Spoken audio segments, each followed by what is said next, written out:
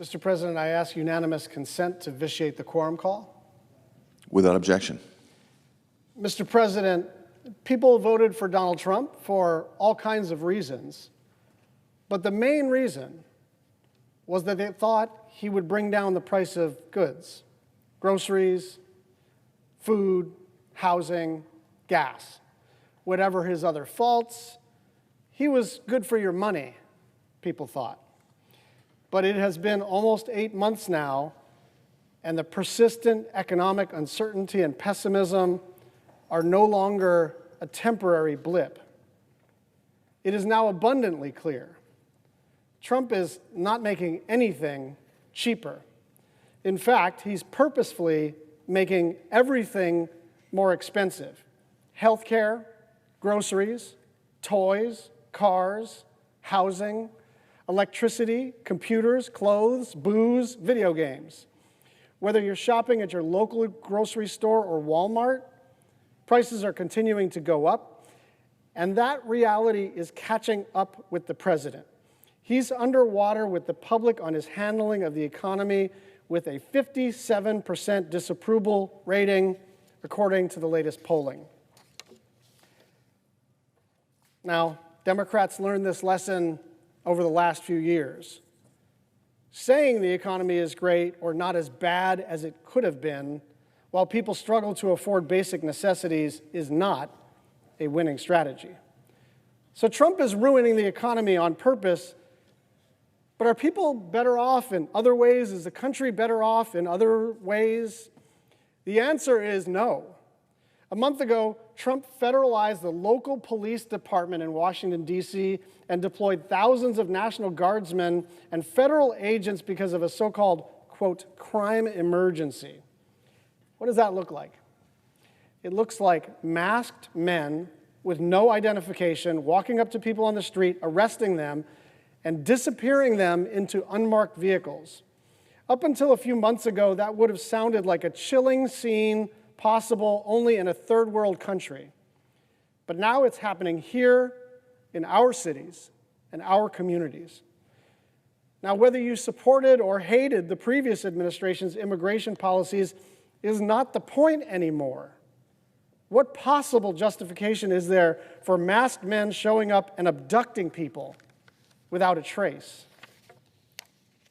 Anyone who has encountered law enforcement in D.C. or Arkansas or Honolulu knows that officers are typically trained to identify themselves by face and badge as a standard practice. So why should federal agents be any different? Worse, the fact that you now only need a black t-shirt and a face mask to look like an ICE agent means that there are a bunch of vigilantes running around impersonating law enforcement and terrorizing communities. This is exactly the kind of tyranny and government overreach that the people on the right worried about for many, many years, except they thought it would happen under a Democratic administration. They worried about socialism. They worried about the government impeding free markets. They worried about power concentrating in the executive branch.